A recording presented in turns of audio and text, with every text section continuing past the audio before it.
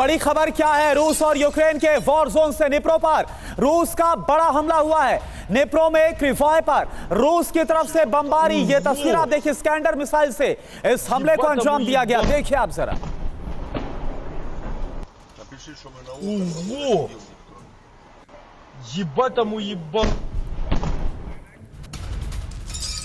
और रूस की सेना पर यूक्रेन का पलटवार। डोनेस्क में रूसी सेना पर हमला, पेड़ के पीछे छिपता दिखा रूसी सैनिक। तो डोनेस्क से तस्वीरें सामने आई है, रूसी सेना पर हमला किया गया है यूक्रेन की सेना के द्वारा।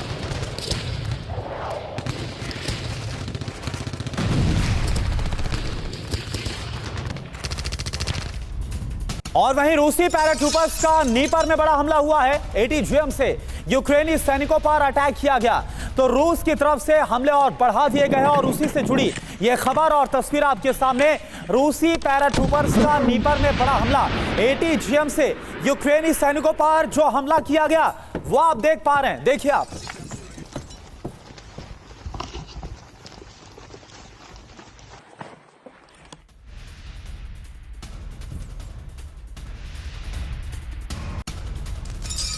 और इधर लिप्सोव में यूक्रेनी सैनिकों पर हमला, एक इमारत में छिपे यूक्रेनी सैनिकों पर हमला हुआ है। रूस के हमले में इमारत तबाह हुई, तो इस इमारत को निशाना बनाया गया है। और ये जो तस्वीरें आप देख रहे हैं ये लिप्सोव की हैं, जहां पर यूक्रेनी सैनिकों पर हमला हुआ है और इस बिल्डिंग को हिट किया गया है। जी हां, यहां पर यूक्रेनी सैनिक छिपे हुए थे, ये जानकारी सामने आ रही है। और रूस के हमले में ये पूरी बिल्डिंग ही तबाह हो गई। तो यूक्रेन पर रूस का बड़ा हमला, सीरियल अटैक को अंजाम दिया गया। यूक्रेन के कई शहरों पर हमला किया गया, मिसाइल और रॉकेट से हमले को अंजाम दिया गया। हमले में यूक्रेन में बड़ी तबाही मची है, तस्वीरें भी ये बयां कर रही है। कई इलाकों में पावर सप्लाई ठप हो गई है। अब ये समझिए कि कहां पर हमले हुए हैं। हमले जो हुए हैं वो ज़ापोरिज़िया, ओडेसा, लवीव, निप्रो पेट्रोवस्क और लुत्स्क में वो हमले हुए हैं। अब बदलाव क्या है ये आप समझिए। रूस ने अपनी रणनीति, अपनी स्ट्रेटजी में बड़ा बदलाव किया है। रूस पहले से ज्यादा आक्रामक हो गया है। यूक्रेन पर पहले से ज्यादा हमलों को अंजाम दिया जा रहा है। और देखिए, और ज्यादा जानकारी के लिए, बातचीत के लिए हमारे साथ जो पैनल जुड़ा उनसे आपका तारुफ करा दें।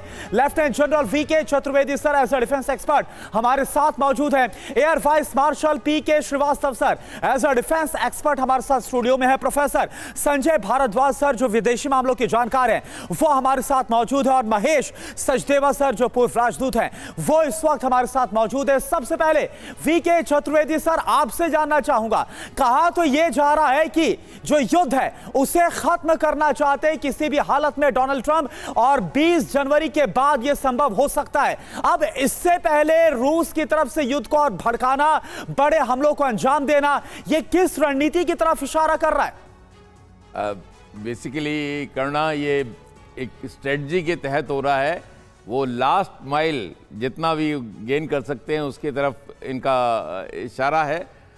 मैं समझता हूँ जो वॉर एम्स थे रशिया के इस युद्ध में, रशिया यूक्रेन वॉर में, वो रशिया अचीव कर चुका है।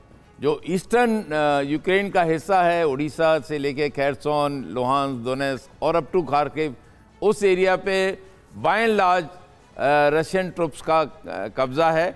और इसके बियॉन्ड रशिया नहीं भी जाना भी नहीं चाहता। अब वो एक ऑनरेबल एग्जिट की तरफ सोच रहा है। और वो सोचता है कि जब अगर ट्रंप एडमिनिस्ट्रेशन जनवरी में अमेरिका में आ जाएगा तब हो सकता है कि इस तरफ थोड़ी पहल हो। उसके पहले वो अपनी पोजीशन को कंसोलिडेट करना चाहता है। जहाँ पे भी उसकी ज़मीनी पोजीशंस हैं उस जगह उनको dominating Heights from defensive position, defence point of view से वो अच्छी जगह पर अख्तियार करेगा। और ये सिलसिला जारी रहेगा। और इसके साथ साथ वो यूक्रेन को इस दौरान किसी भी तरह से इस एक आज़ादी नहीं देगा कि वो कुछ करे। इसलिए इस तरह के जो हमले हो रहे हैं और ऐसी जगह हो रहे हैं जहां लॉजिस्टिक्स का एरिया है या जो कम्युनिकेशन सेंटर्स हैं, उन जगह पे वो यूक्रेन को इंगेज रखेगा। और यही सिलसिला अगले 1-1.5 महीने चलेगा। अल्टीमेटली मैं समझता हूँ अब ये लड़ाई तकरीबन ख़त्म हो चुकी है। It's a matter of time कि some sort of honourable ceasefire दोनों के देशों के बीच में होगा। बिल्कुल, और अमेरिका में नए राष्ट्रपति के आने के बाद से शायद नेगोशिएशन के टेबल पर यह पक्ष बैठने को तैयार भी हो जाए।